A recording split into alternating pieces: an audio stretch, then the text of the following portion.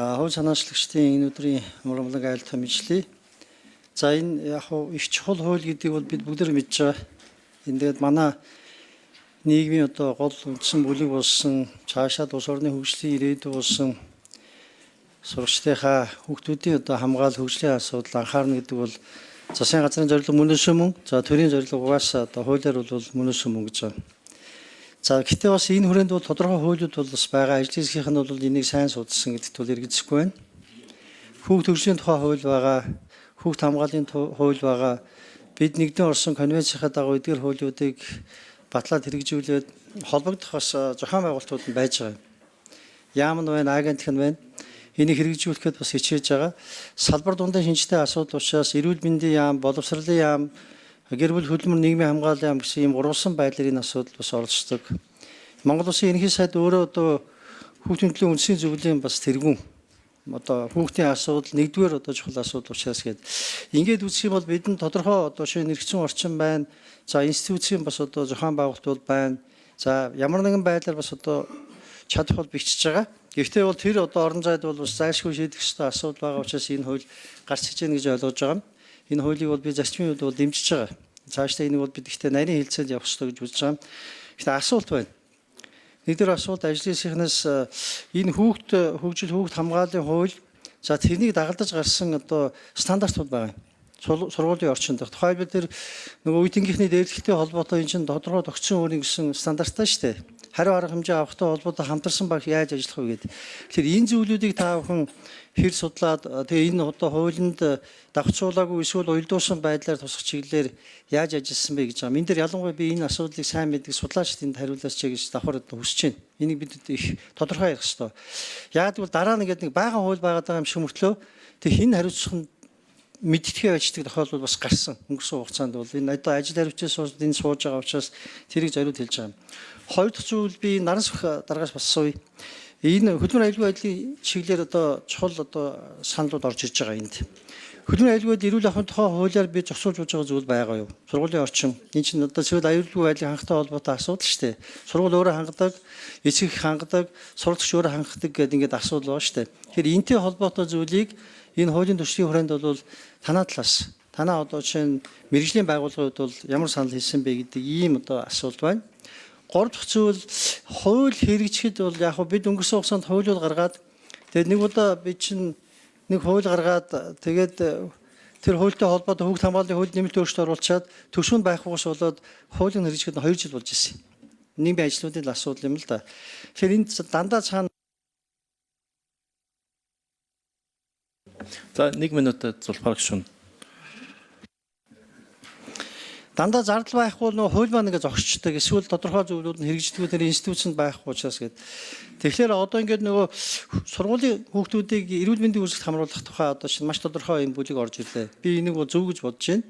Гэхдээ өнөөдөр байгаа одоо практик яаж явж байгаа энэ дээр чи эцэгчүүд хариуцдаг тийм ээ голцоо бид одоо сургууль эхлэхийн өмнө энэ дээр бол орон нутгийн захиргаа хариуцсан орон нутгийн одоо эрүүл мэндийн байгууллагатай хамтраад одоо шинэ хариуцсан гэж байна. Тэгэхээр энэ цаана зардал гарах зардлын тооцоо хийгдсэн үү? Энэ зохион байгуулалт холбоотой зүйлийг та хүмүүс нарийн судалж үзсэн үү? Ялангуяа эрүүл мэндийн асуудал хариуцсан мөх сайхан одоо гишүүн бол өөрөө сайдан байсан учраас энэ практик сайн мэдж байгаа. Энэ хийх нь чухал.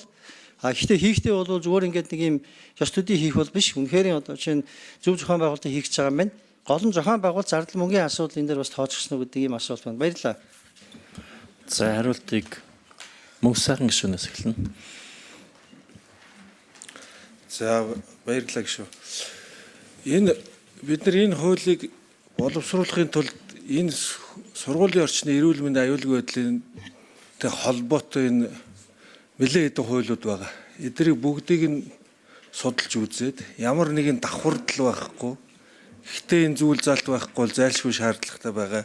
Энэ зүйлүүдийг энэ хуульдаа тусгасан нэгдүгээр. Хоёрдугаарт биднэрт энэ сургуулийн орчны талаар маш олон стандартууд байгаа. Гэхдээ өнөөдрийн хүртэл энэ стандартууд хангахдахгүй мөрдөгдөхгүй байсаар байгаад сургуулийн орчны аюулгүй байдал бол хангахдахгүй маш өндөр маш хангалтгүй байгаад байна. Тэгэхээр энийг бид нэр хэрхэн яаж цааш нь хангаж явах вэ гэдэг энэ процессын чанартай хангаагүй тохиолдолд хэн яаж хариуцлага хүлээх юм бэ гэдэг энэ системийг бий болгох зорилготой энэ хуулийг санаачилж хийж байгаа. Тэгэхээр энэ дээр манай ажлын хэсэг манаас хөшөөлөд дэлгэрэнгүй хариулах баг. За энэ тогтмол үзлэг шинжилгээ бид нар энэ эрүүл ирээдүг бий болгоно гэдэг байгаа шүү. Тэрийг бид нар хүүхэд наснаас нь ахуулж энэ өвчлөлийг илрүүлж оншилж эмчлэхгүй бол өнөөдөр жил ирэх тусам нэмэгдэж байгаа энэ өвчлөл бол буурхааргүй байгаамаа. За тэгээ өнгөрсөн хугацаанд энэ сургууль суурилсан эртэлрүүлэг онцлогоо үзэлгүүд бол хийгдэж ирсэн. За энэнийг хийгдэх төсөв мөнгө маань эрүүл мэндийн даатгалын санд ер нь хариалагдаж хамрагдаж явдаг. За дээрээс нь энэ үзлэг онцлогоонд ихэвчлэн анхан шатны эрүүл мэндийн байгууллагууд оролцдог. Тэдний хийх ёстой ажлын нэг хэсэг. Тийм учраас энэ дээр тусгаалan онцгойлсон тийм төсөв мөнгө шаардахгүй. Одоо байгаагаас илүү төсөв мөнгө шаардахгүй. Гагцхүү зөвхөн энэ сургууль суурилсан эртэлрүүлгийг оновчтой зөв тасалдуулахгүй жил болгон хийхэр хуульчилж өгөхгүй бол одоо их засгийн газрын гишүүн, эрүүл мэндийн сайд, боловсролын сайд хэн байгаас шалтгаалаад энэ урдсан сэргийлэх үзлэгэнд хийгддэг оновчгүй гэх байдлаар яваад байгаа учраас энийг бид нар хуульчилж өгснөөрөө жил болгон тогтмол энэ үзлэг онцлогоо мань хийгддэг энэ тогтолцоо бүрдэх юм аа. Энэ тогтолцоо бол бусад улсуудад эрүүл мэндийн салбар хөгжсөн одоо илүү өндөр насжилт өндөртэй энэ улсуудад бүгд нь одоо бий болсон байдаг тогтолцоо.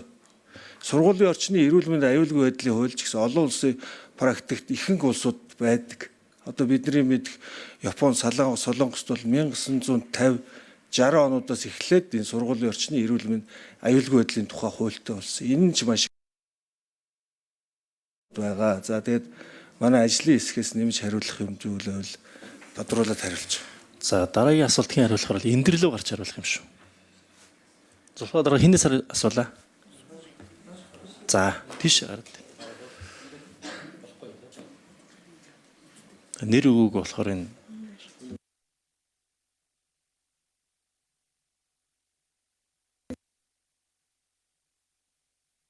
эндрийн микрофоныг нэй. За ажлын хэсгийн гишүүн Нарансүх. За миний би ажлын хэсэгт энэ хууль гаргахын өмнөх судалгаа нэгдсэн үндэсний байгууллагын хүүхдийн сангийн захиалгаар хийсэн хүүхдийн орчны эрүүл мэндийн төрөвчлсөн үнэлгээ.